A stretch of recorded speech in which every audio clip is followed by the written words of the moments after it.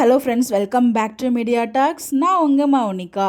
இன்றைக்கி பிறந்தநாள் மற்றும் திருமணநாள் கொண்டாடுற எல்லாருக்குமே நம்மளுடைய சார்பாக வாழ்த்துக்கள் சொல்லலாம். அவங்க எப்பயுமே ஹாப்பியாக சந்தோஷமாக இருக்கணும், அவங்க ஆசைப்பட்டது எல்லாமே அவங்களுக்கு கிடைக்கணும் அப்படின்னு சொல்லிட்டு.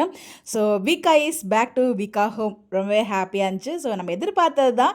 நம்ம ஆல்ரெடி வீடியோவுமே பேசியிருந்தோம். பட் ஆனால் மிட் நைட்டில் பேசுறதுனால ஒரு ஒரு 1 or 2 o'clockலாம் உட்காந்து ஆக்சுவலாக நிறைய விஷயங்கள் பேசணும், நம்ம நினச்ச விஷயம் எல்லாத்தையுமே பேசணும் அப்படின்னு சொல்லிட்டு தான் நான் இன்னைக்கு ஃபுல்லாக நைட் எடிட் பண்ணிவிட்டு அப்படியே தூங்கிட்டேன். ஸோ மார்னிங் அதாவது ப்ரிடிக்ஷன் வீடியோ என்ன ப்ரோமோ வருங்கிறத ஒரு மார்னிங் ஒரு 6 o'clock இல்லைனா 7 o'clock அந்த மாதிரி டைமில் போடலாம் அப்படிங்கிறதுக்காக தான் பார்த்தீங்கன்னா நானுமே நினச்சிட்டு இருந்தேன். ஒரு வீடியோ டைமுக்கு அப்லோட் பண்ணிட்டேன், டைமிங் மென்ஷன் பண்ணி.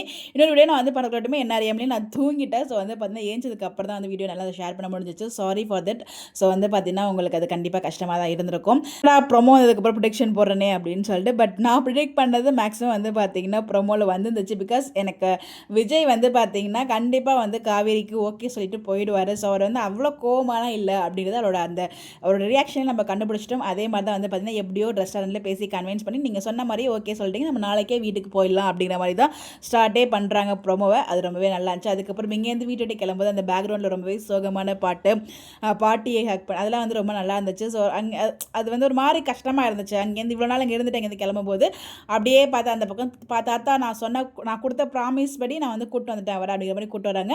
அங்கே சித்தப்பா என்ட்ரி வந்துட்டாங்களே இவங்க அப்படிங்கிற மாதிரி அவரோட ஒரு மைண்ட் வாய்ஸ். எல்லாருமே ஹாப்பியாக இருக்காங்க. ஸோ அதுக்கப்புறம் தாத்தா சொல்கிறாங்க, ஸோ நீங்கள் கூடிய சீக்கிரமாக போயிட்டு ஆஃபீஸ் பொறுப்பை ஏற்றுக்கணும் அப்படிங்கிற மாதிரி இதுதான் சித்தப்பா பேசினாரா அப்படிங்கிற மாதிரி கேட்டு விஜய் கேட்பாரு. அதுக்குள்ளே நீங்கள் 2 பேரும் போயிட்டு பொறுப்பை ஏற்றுக்கோங்க அப்படின்னு சொல்லிட்டு தாத்தா சொல்லிட்டு கிளம்புறாங்க. ஸோ காவிரியோட முகமும் சரியில்லை, விஜயுமே ஒரு மாதிரி தான் பார்க்குறாரு.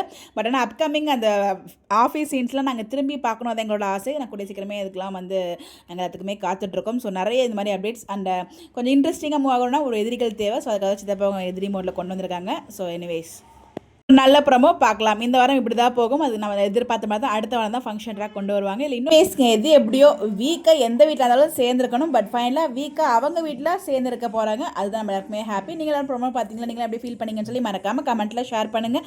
இந்த மாதிரி எப்படி தெரிஞ்சுக்க நம்மளோட சேனலை ஃபாலோ பண்ணிக்கோங்க.